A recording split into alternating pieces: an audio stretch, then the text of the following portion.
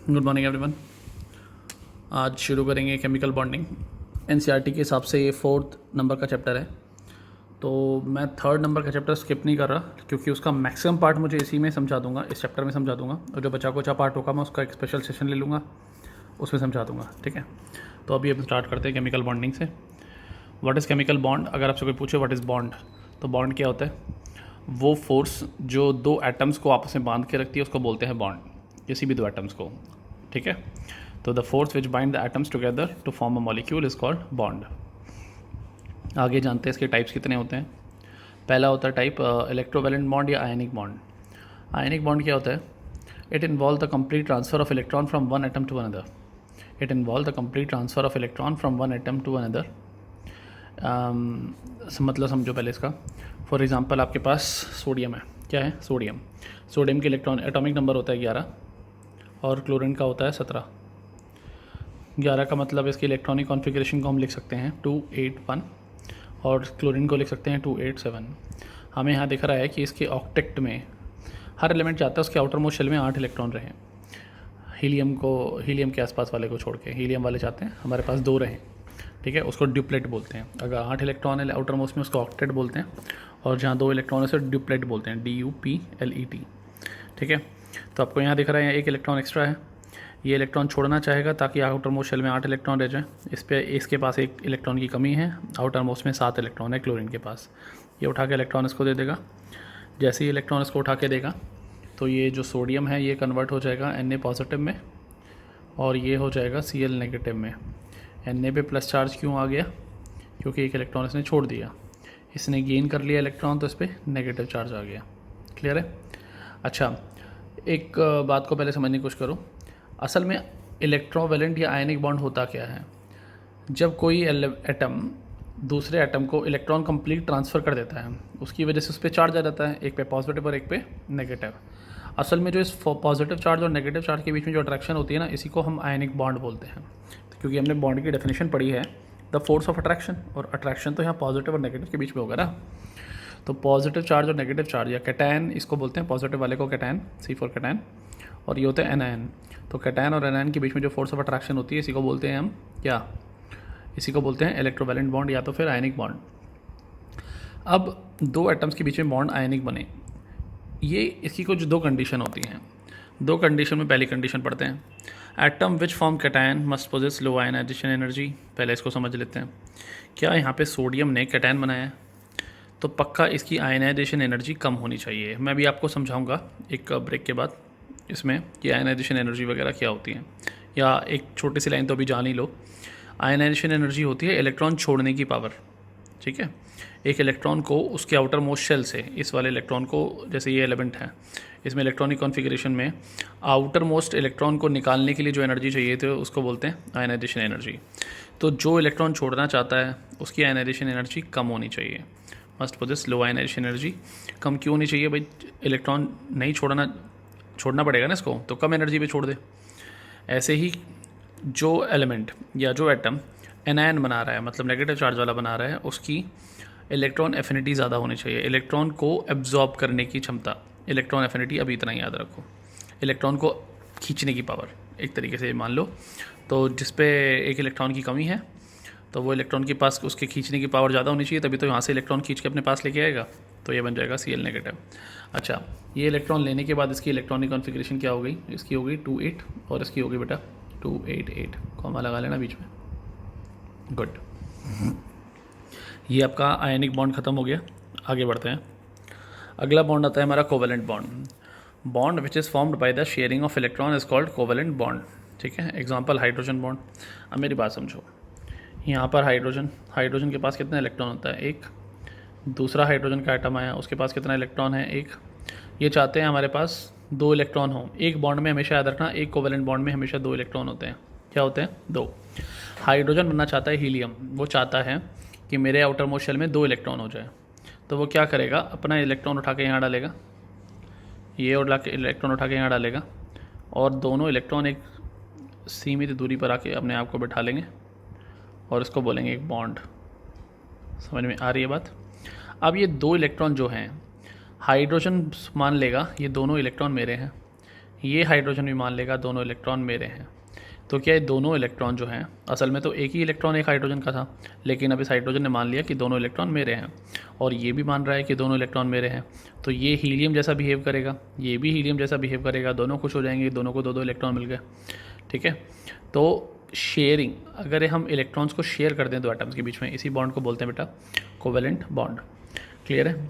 और perfect covalent bond का example hydrogen का बॉन्ड, ये वाला जो बॉन्ड होता है हाइड्रोजन, परफेक्ट कोवेलेंट बॉन्ड का एग्जांपल होता है। एक्सप्लेन कर दूंगा बाद में कि ये परफेक्ट क्यों बोला जाता है, बाकी सब क्यों नहीं। ठीक है, तो और हम एग्जांपल ले लेते हैं एक दो। फॉर एग्जांपल हमारे पास नाइट्रोजन आ गया। नाइट्रोजन का आपको मालूम होना चाहिए, नाइट्रोजन का एटॉमिक नंबर होता है 7। तो हम उसकी इलेक्ट्रॉनिक कॉन्फ़िगरेशन को कैसे लिखते हैं बेटा, 2 5। हमें दिख रहा है कि आउटर मोस्ट शेल में 3 इलेक्ट्रॉन की कमी है। कितने इलेक्ट्रॉन की कमी है? 3।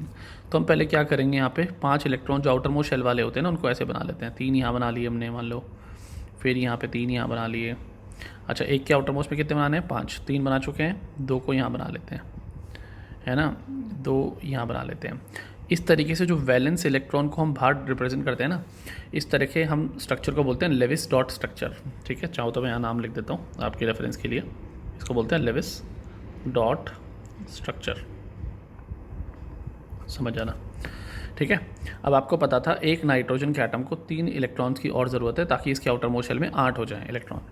तो ये क्या करेगा, अपने इस वाले 2 इलेक्ट्रॉन्स को आपस में शेयर करेंगे, ये 2 अलग करेंगे, ये 2 अलग करेंगे।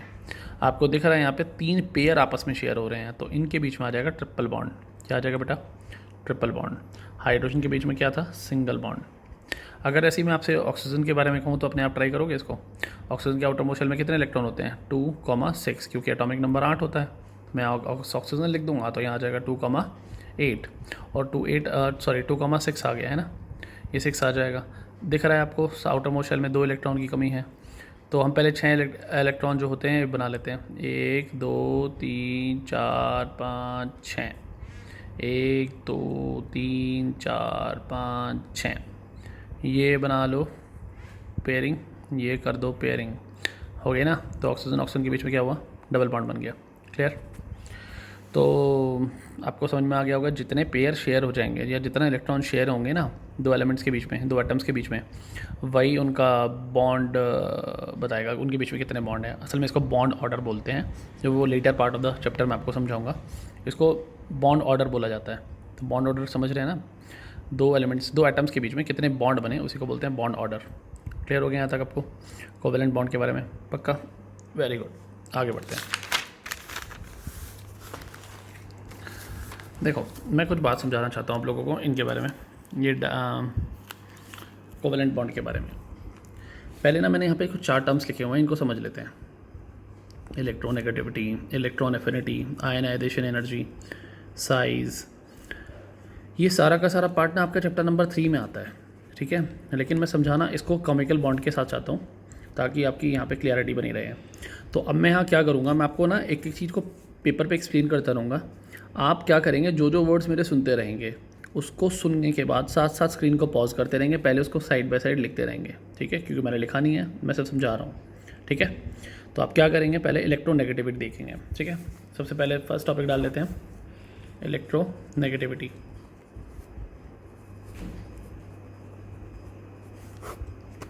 इलेक्ट्रोनेगेटिविटी के बारे में आप पहले डेफिनेशन लिखेंगे, और मैं लिख नहीं रहा इसको, आप लिखेंगे खुद, स्क्रीन को पॉज करके एक एक वर्ड सुनते रहेंगे और लिखते रहेंगे। क्या लिखेंगे? The tendency to attract the shared pair of electron towards itself. ठीक है, गंदा गंदा लिख देता हूँ मैं एक बार को, आलस आ रहा है मुझे।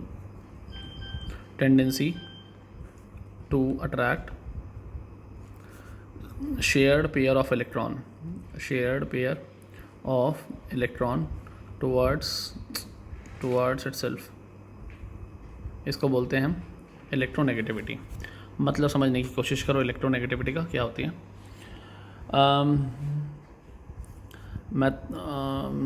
ठीक है, समझो। एक बात याद रखना, पहले साइज़ के बारे में बता दूं। अगर आपने कभी पीरियोडिक टेबल का चार्ट देखा हो तो लेफ़्ट से लेके राइट तक आप जब जाते हैं तो ऐसे ना कुछ ऐसे कॉलम्स बने होते हैं, रोज़ बने होते हैं, सॉरी, ऐसे कुछ रोज़ होते हैं और कुछ रोज़ ऐसे होते हैं। जो ऐसे वाले रो होते हैं ना, इनको बोलते हैं हम पीरियड। क्या बोलते हैं बेटा? पीरियड। और जो ऐसे बने होते हैं 1 2 3 ऐसे, ये बने होते हैं ग्रुप्स। इसको ऐसे बोलते, इनको बोलते हैं ग्रुप्स। हमारे पास 18 ग्रुप होते हैं, 7 पीरियड होते हैं, ठीक है, पीरियोडिक टेबल में। ये मैं पीरियोडिक टेबल की बात कर रहा हूँ। बस अभी एक बात याद रखो, ये लेफ़्ट वाला पार्ट है, ये राइट वाला पार्ट है। जब मैं लेफ़्ट से लेकर राइट तक जाऊँगा तो साइज़ डिक्रीज़ हो जाएगा। क्या हो जाएगा? साइज़ कम हो जाएगा। ये बात लिखना है, ये इंपॉर्टेंट बात है, नहीं तो आपको ये सारे डेफिनेशन समझ में नहीं आएंगी, ट्रेंड क्या चलता है उनका। तो जब मैं लेफ़्ट से लेकर राइट तक जाऊँगा तो साइज़ डिक्रीज़ हो जाएगा, और जब डाउन द ग्रुप जाऊँगा तो साइज़ इंक्रीज़ हो जाएगा। अभी बस इतनी बात याद रखो, क्योंकि ये इफेक्टिव न्यूक्लियर चार्ज पे डिपेंड करती है। अभी हम टॉपिक पर डाइवर्ट नहीं करते कुछ और समझाने के चक्कर में, कहीं टॉपिक भटक जाए। तो अभी समझो पहली बात को, बस इतना याद रखो, अभी लेफ़्ट से लेकर राइट तक जाते हैं तो साइज़ कम हो जाता है, और जब ऊपर से लेकर नीचे अलॉन्ग अ ग्रुप आते हैं तो साइज़ बढ़ जाता है। तो डाउन द ग्रुप साइज़ बढ़ेगा, along a period size decrease हो जाएगा। बात कर रहे थे इलेक्ट्रोनेगेटिविटी की, ध्यान से समझना। फॉर एग्जांपल ना, हमने यहाँ पे पीरियोडिक टेबल ले ली। अब आपको पता है यहाँ पे ना कहीं हमारे पास हाइड्रोजन होता है, फिर हमारे पास लिथियम होता है, फिर यहाँ सोडियम होता है इस तरफ पहले ग्रुप में, और क्लोरीन कहीं यहाँ पर होता है ना। पक्का क्लोरीन का साइज़ छोटा होगा और सोडियम का बड़ा होगा, क्योंकि मैंने अभी भी आपको समझाया लेफ़्ट से लेकर राइट तक जाने पे साइज़ कम हो जाता है। तो अगर मैं मान लो यहाँ सोडियम बना लेता हूँ, सोडियम का मान लो ये न्यूक्लियस ही हो गया, 1 शेल 2 शेल 3 शेल, ये हो गया 2 8 1, और यहाँ बना लेता हूँ क्लोरीन, इसके पास होता है 2 8 7, ऐसे हो गया। ध्यान से समझो, इसका साइज़ छोटा है। मैं अगर इनके बीच में एक इलेक्ट्रॉन को डाल देता हूँ, ध्यान से सुनना, देखो ऐसे समझते हैं इसको ना, ये गलत करो, काटो इसको। ये हो गया एक न्यूक्लियस, और ये हो गया कोई भी इलेक्ट्रॉनिक क्लाउड किसी भी एटम के चारों तरफ, और एक ये हो गया न्यूक्लियस और छोटा सा इलेक्ट्रॉनिक क्लाउड इसके पास। आपको दिख रहा है ये ए है, मान लो ये, चलो सोडियम में लिख लेते हैं, ये लिख लेते हैं क्लोरीन। सोडियम और क्लोरीन में क्लोरीन का साइज़ छोटा दिख रहा है और सोडियम का बड़ा दिख रहा है। अगर मैं यहाँ बीच में एक इलेक्ट्रॉन रख दूँ, तो मुझे एक बात बताओ, इस इलेक्ट्रॉन पे अट्रैक्शन कौन लगाएगा? बाहर इलेक्ट्रॉनिक क्लाउड तो रिपल्शन लगाएगा, अट्रैक्शन तो सिर्फ पॉजिटिव चार्ज वाला न्यूक्लियस लगाएगा ना।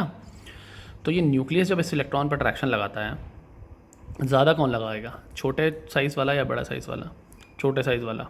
छोटे साइज़ वाला इस पे ज़्यादा अट्रैक्शन इसलिए लगा पाएगा क्योंकि इसका जो न्यूक्लियस है ज़्यादा एक्सपोज्ड है। क्या है? ज़्यादा एक्सपोज्ड। तो जिसका न्यूक्लियस ज़्यादा एक्सपोज्ड है वो इलेक्ट्रॉन को ज़्यादा अट्रैक्शन लगा पाएगा। तो जो ज़्यादा अट्रैक्शन कौन लगा पाता है? जिसका साइज़ छोटा होता है। इलेक्ट्रॉन नेगेटिविटी क्या थी? Tendency to attract the electron toward itself is called electronegativity. तो हम ये बोल सकते हैं लेफ़्ट से लेकर राइट तक जाने में जहाँ साइज़ डिक्रीज़ हो रहा होता है तो इलेक्ट्रोनेगेटिविटी बढ़ रही होती है। तो आप एक जनरल ट्रेंड क्या याद रखेंगे, जब आप लेफ़्ट से लेकर राइट जाते हैं तो साइज़ डिक्रीज़ होता है, और जैसे जैसे साइज़ डिक्रीज़ होगा इलेक्ट्रोनेगेटिविटी बढ़ जाएगी। सेम ऐसे यहाँ पे इधर भी करेंगे आप। डाउन द ग्रुप जाते जाते साइज़ क्या होता है? इंक्रीज़ करता है, और जिसका साइज़ बड़ा होता है उसका न्यूक्लियस अंदर छुप जाता है इलेक्ट्रॉनिक क्लाउड के, तो वो अट्रैक्शन कम लगा पाता है, तो उसमें इलेक्ट्रोनेगेटिविटी उस केस में कम हो जाती है। तो इलेक्ट्रोनेगेटिविटी मेरे ख्याल से आपको बात समझ में आ गई। इलेक्ट्रॉन एफिनिटी क्या होती है? इलेक्ट्रॉन नेगेटिविटी और इलेक्ट्रॉन एफिनिटी दोनों का मतलब लगभग सेम होता है, इलेक्ट्रॉन को खींचने की पावर। बस दोनों में डिफरेंस ये होता है, हिंदी में समझे, इलेक्ट्रॉन खींचने की पावर को बोलते हैं इलेक्ट्रॉन नेगेटिविटी, और इलेक्ट्रॉन खींचकर अपने पास रखने की पावर को बोलते हैं इलेक्ट्रॉन एफिनिटी। ठीक है, फर्दर और चीज़ें आगे मैं क्लियर करूँगा। तो अभी इलेक्ट्रॉन नेगेटिविटी और इलेक्ट्रॉन एफिनिटी आपको क्लियर हुई। दोनों को लगभग ये सेम ही चीज़ बोलते हैं, इलेक्ट्रॉन खींचने की पावर। ठीक है, बस इलेक्ट्रॉन एफिनिटी में इलेक्ट्रॉन खींचकर उसको अपने पास रखना भी होता है, सिर्फ अट्रैक्शन नहीं लगाना होता, खींचना भी होता है, खींचकर रखना भी होता है, सॉरी। ठीक है, तो इलेक्ट्रॉन एफिनिटी इलेक्ट्रॉन नेगेटिविटी आपको क्लियर हो गई। अब बात करते हैं आयनाइजेशन एनर्जी की, जो अभी आपको समझाना ज़रूरी है। आयनाइजेशन एनर्जी में क्या होता है, मान लो ये है सोडियम, सोडियम के पास इलेक्ट्रॉनिक कॉन्फ़िगरेशन है 281। क्या न्यूक्लियस यहाँ पर होगा?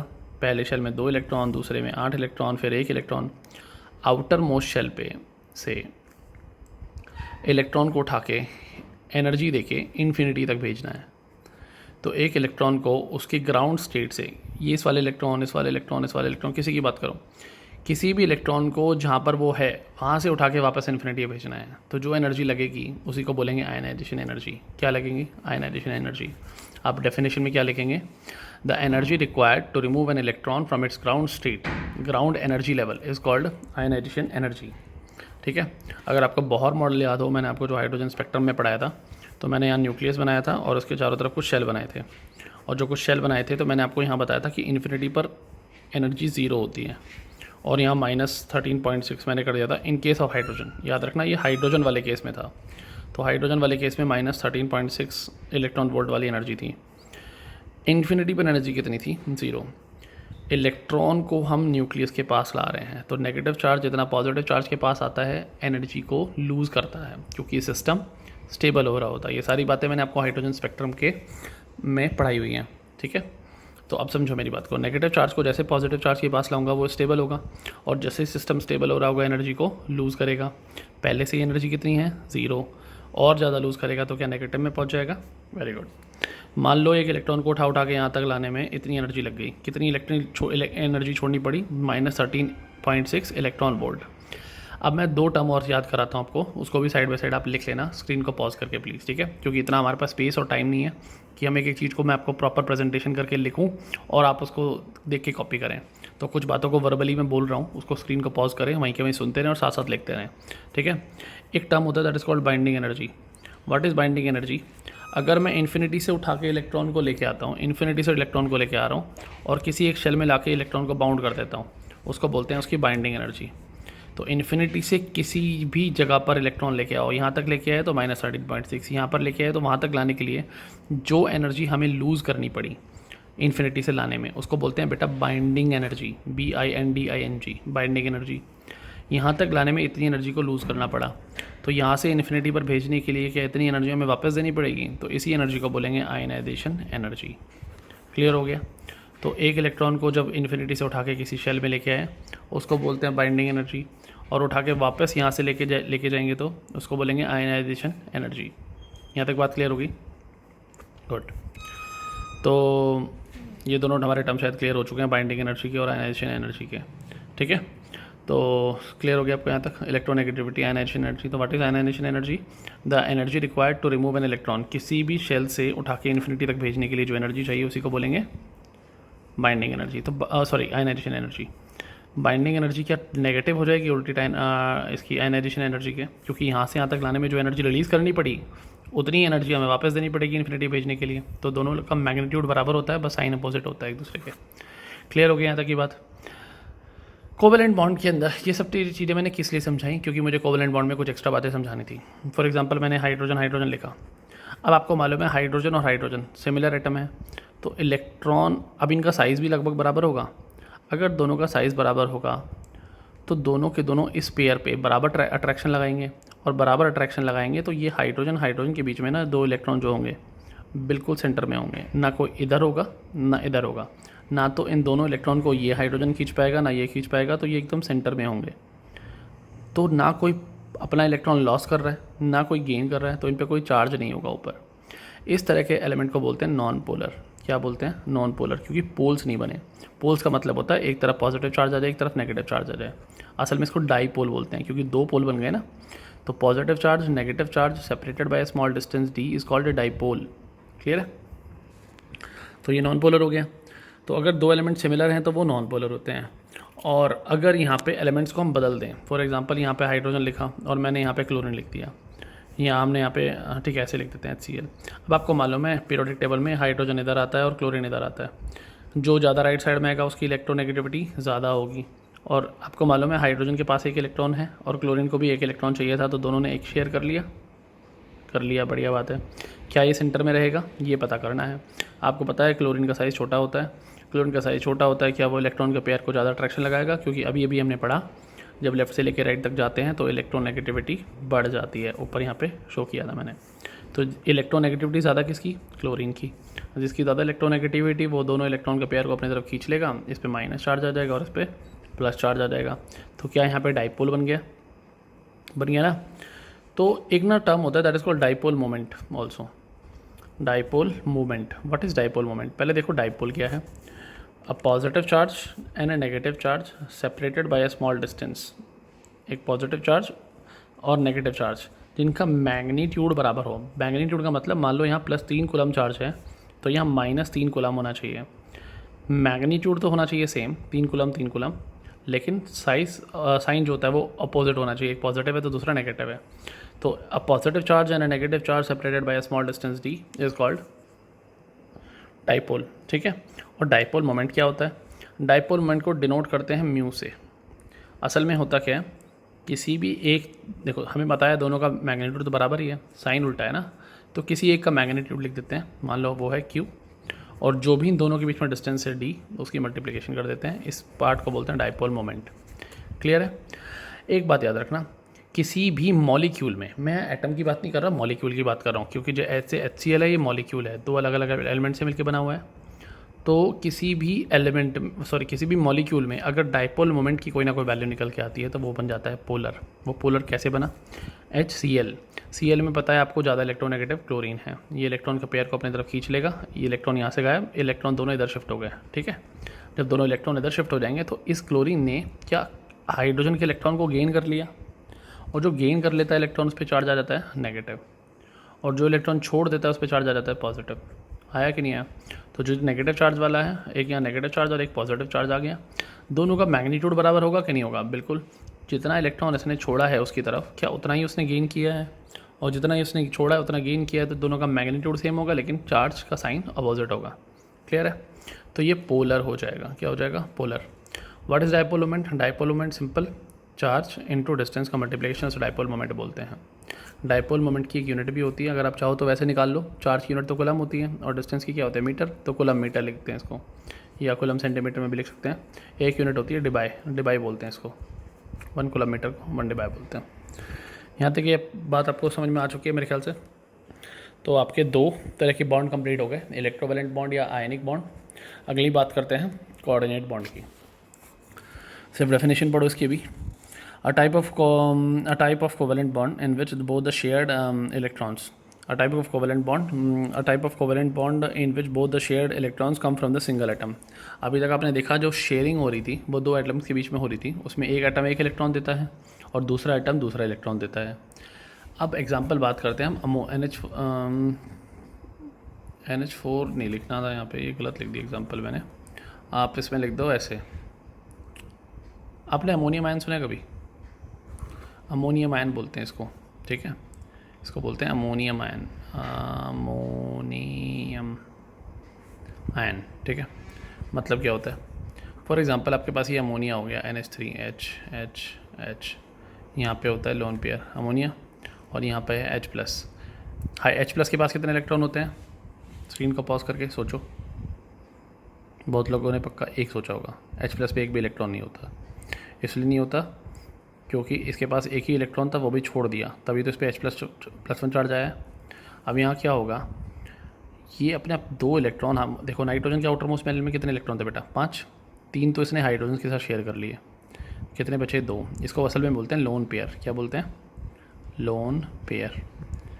अब इसके पास एक भी इलेक्ट्रॉन नहीं है, ये दोनों उठा के इसको दे देगा, और दे देगा तो कुछ ऐसा बन जाएगा, देखो ये 3 हाइड्रोजन तो यहाँ लगा देना खुद, एक नया बन जाएगा ऐसे, दोनों इलेक्ट्रॉन इसी ने दे दिए। अब एक बॉन्ड ऐसा बन गया कोवेलेंट जैसा, लेकिन असल में दोनों इलेक्ट्रॉन आए किससे हैं? नाइट्रोजन से, इस पर तो था ही नहीं कुछ।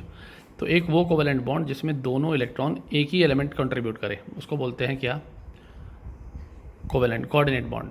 समझ में? कोऑर्डिनेट बॉन्ड का दूसरा नाम होता है, उसको बोलते हैं dative bond, DATIVE, dative bond, ठीक है। तो अब मेरे ख्याल से आपकी बात क्लियर हो चुकी है कोऑर्डिनेट बॉन्ड वाली। नेक्स्ट आते हैं मेटेलिक बॉन्ड पे। मेटेलिक बॉन्ड क्या होता है? ध्यान से सुनो। देखो एक मेटल की शीट ले लेते हैं, मेटल नहीं, मैं इसको एक नॉन मेटल के एग्जांपल से समझाऊंगा मेटेलिक बॉन्ड, ताकि आपको ज़्यादा क्लियरिटी है। मान लेते हैं कार्बन है आपके पास, थोड़ी देर के लिए मान लो कार्बन मेटल है, वैसे तो नॉन मेटल होता है लेकिन मान लेते हैं। इसके आउटर मोशन में कितने इलेक्ट्रॉन होते हैं? 4। इसके आउटर मोशन में 4, सबके कार्बन के आउटर मोस्ट में 4, पता है ना एटॉमिक नंबर कितना होता है कार्बन का? 6। अगर एटॉमिक नंबर 6 है तो इलेक्ट्रॉनिक कॉन्फ़िगरेशन क्या होगी? 2,4। तो आउटर मोस्ट में कितने इलेक्ट्रॉन हो गए? 4। बना लो फिर, सोच क्या रहे हो? तो 1 इलेक्ट्रॉन, 2 इलेक्ट्रॉन, 3 इलेक्ट्रॉन, 4 इलेक्ट्रॉन, 1 2 3 4, 1 2 3 4, ठीक है। आगे इसके पास 4 इलेक्ट्रॉन है कार्बन के पास। अब ये क्या करेगा? अपना ये वाला कार्बन अपना इलेक्ट्रॉन उठा के इसको दे देगा, ये इलेक्ट्रॉन उठा के इसको दे देगा, ये इलेक्ट्रॉन उठा के इसको दे देगा, और ये इलेक्ट्रॉन उठा के इसको दे देगा। 4 इलेक्ट्रॉन इसके पास पहले से थे। इसको चाहिए कितने थे? ऑक्टेट पूरा करने के लिए 4 और चाहिए थे। तो इसने क्या किया, आसपास वालों ने आके एक एक इलेक्ट्रॉन कंट्रीब्यूट कर दिया। क्या इसके पास 8 इलेक्ट्रॉन हो जाएंगे? अब आप कहोगे सर इनके पास तो कम हो जाएंगे, फिर इलेक्ट्रॉन हो जाने दो, कोई फ़र्क नहीं पड़ता। इनके साथ भाई वाले, इनके और भाई बंधु बैठे होंगे इनके पास, वो इलेक्ट्रॉन उठा के इनको दे देंगे। असल में ये ना एक ऐसी फैमिली हो जाती है जिसमें कोई नहीं पता होता कि कौन किसका। ठीक है, समझो यहाँ पे 4 इलेक्ट्रॉन है, 4 इलेक्ट्रॉन इधर से कंट्रीब्यूट हो गए, टोटल हुए 8। इनके पास कमी होगी तो ये अपना इलेक्ट्रॉन उठा के इसको दे देगा, ये अपना इलेक्ट्रॉन उठा के इसको दे देगा, फिर इस पर कमी होगी तो दूसरा उठा के इसको दे देगा। मतलब ओवरऑल क्या होता है, इलेक्ट्रॉन्स ऐसे घूम रहे होते हैं, कभी कोई कहीं कहीं कोई कहीं, कभी कोई कहीं भटक रहे होते हैं और ये नहीं पता होता कौन सा किसका। ठीक है, अब सुनो, अपने ये जो चारों इलेक्ट्रॉन्स हैं इनको बिल्कुल फ्री छोड़ रखा है इस कार्बन ने कि जाओ बेटा घूमो। ठीक है, जाओ, सबकी वैलेंसी को पूरा करता फिरो। ठीक है, अगर कोई अपने इलेक्ट्रॉन्स को बिल्कुल लूज छोड़ देगा तो अंदर क्या बचेगा, पॉजिटिव चार्ज बचेगा कि नहीं बचेगा, क्योंकि इलेक्ट्रॉन छोड़ने पे तो चार्ज क्या आता है, पॉजिटिव। तो हम यहाँ कुछ ऐसा बना सकते हैं structure, positive positive positive positive positive positive, ये पॉजिटिव ये पॉजिटिव ये पॉजिटिव। ठीक है, इन पॉजिटिव चार्ज को बोलते हैं कर्नल। क्या बोलते हैं, कर्नल। आर्मी वाला नहीं होता, ये कर्नल होता है बस, केमिस्ट्री वाला। ठीक है, तो कर्नल है यहाँ पे। ये जो कर्नल है ये फिक्स चार्ज है, ये मूव नहीं कर सकता कभी, क्योंकि अपने 4 इलेक्ट्रॉन छोड़ रखे हैं ना इन्होंने। अब कार्बन का कार्बन पूरा उखड़ के थोड़े भाग जाएगा शीट में से, वो क्या करेगा, सिर्फ प्लस चार्ज को, सॉरी नेगेटिव चार्ज इलेक्ट्रॉन्स को फ्लो कराएगा, बाकी चार्ज वहीं के वहीं फिक्स रहेगा। तो ये कर्नल जो होते हैं वो क्या होते हैं बेटा, फिक्स होते हैं। कर्नल जो होते हैं वो होते हैं फिक्स्ड। और इन फिक्स्ड कर्नल के चारों तरफ कौन घूम रहा है बेटा, बार बार इलेक्ट्रॉन, कभी कोई किसी का घूम रहा है, कोई यहाँ घूम रहा है, कोई यहाँ घूम रहा है, कोई यहाँ घूम रहा है, कोई यहाँ घूम रहा है, एक दूसरे की वैलेंसी को फिक्स करते हुए बोलते हैं। असल में मेटेलिक बॉन्ड क्या होता है, ये जो फ्लो ऑफ इलेक्ट्रॉन है ना, इसी को मेटेलिक बॉन्ड बोलते हैं। अब सोचने वाली बात ये है, इसके अंदर हर एलिमेंट को हर एटम को 4 इलेक्ट्रॉन चाहिए थे। जितनी तेज़ी से इलेक्ट्रॉन दौड़ेगा क्या उतनी जल्दी सामने वाले की वैलेंसी को सेटिस्फाई करेगा। देखो इसके पास 4 इलेक्ट्रॉन आए, फटाफट वैलेंसी सेटिस्फाई हुई। अब जितनी जल्दी इसके पास पहुँचेंगे उतना ही जल्दी सेटिस्फाई होगा। तो जितना फ्लो ऑफ इलेक्ट्रॉन तेज होता रहेगा, क्या मेटेलिक बॉन्ड उतना ज़्यादा स्ट्रॉन्ग होगा। तो जिसके पास फ्री इलेक्ट्रॉन ज़्यादा होते हैं, या समझ में आ रहा है, तो उसी को, उसके अंदर मेटेलिक बॉन्ड ज़्यादा स्ट्रॉन्ग होता है।